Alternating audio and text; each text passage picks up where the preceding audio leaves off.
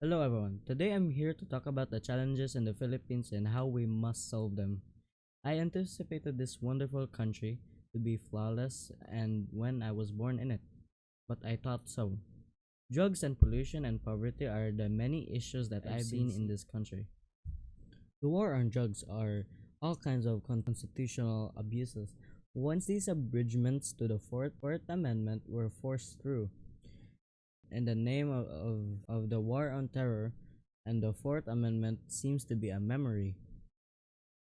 The amendment reference to effects could be to interpret they include one's digital effects. Not judges and courts have not pinned in this down, as they should have by now. Without a Fourth Amendment, the central government has quite a bit more power than the founding they should by now. Without a Fourth Amendment, the central government has a bit more power than the founding father. Intended the Fifth Amendment, due process, double jeopardy, self-incrimination, and criminal domain, no person will be held to answer for any capital or otherwise infamous crime unless the presentment or the indictment of a grand jury, except in cases arising in the land or naval forces or the militia.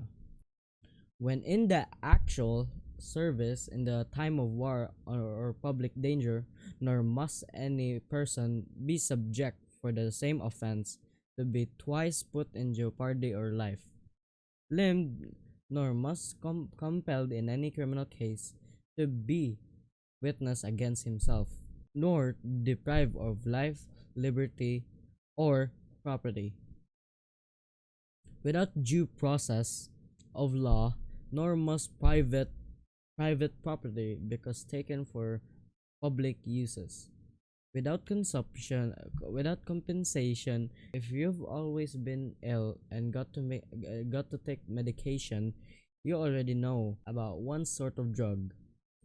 Medication are legal drugs, meaning doctors are permitted to order them for patients. Shops shops will sell them, and people are permitted to sell them. But it's not legitimate or good for people to take these medications any means need or to buy them from people who are trading them. Traffic and pollution are the two most pressing issues facing in the cities. No metro system in the world is viable. So a green solution like Hyperloop, which generates more energy than it uses, would benefit states, residents, and the environment. It's entirely green. It uses solar, wind, and kinetic energy, and even go geothermal, said Dirk Alborn in his keynote. But we don't do this only because it's green. It also makes commercial sense.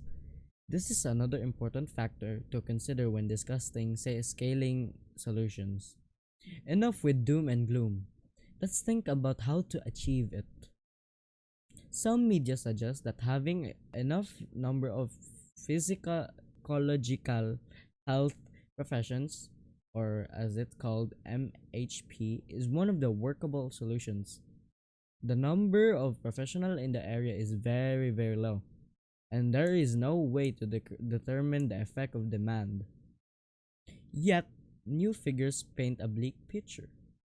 Without 1000 MHP for the entire population, yes, and 1000 or less in the entire population, implying that one business serves over 200,000 people.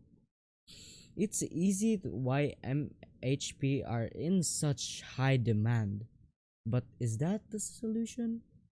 We'll see, Philippines, where they get 50 pesos for every 600 people. Despite this, murder, assault, and hate crimes are on the rise. More MHP in the environment, making mental health facilities is more available to the general public, and a concerted effort to raise mental health awareness might help to improve the situation. Poverty can refer to a variety of things in different regions of the globe and to different individuals, but it is the most described as the inability to meet a basic level of living.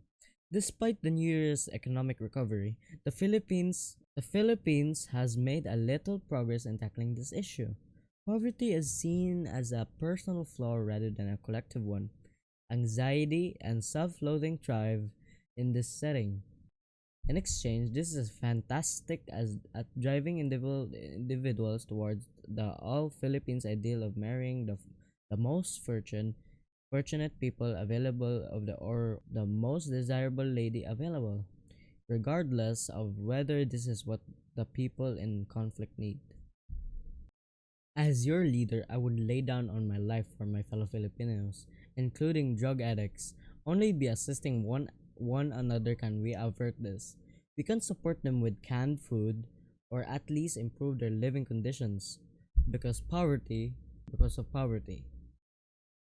Finally, in order to avoid drug use, we must keep a close check on our Filipinos and avoiding them to be influenced by their fellow peers. We Filipinos must be vigilant and act appropriately. We are the ones who began it and caused it.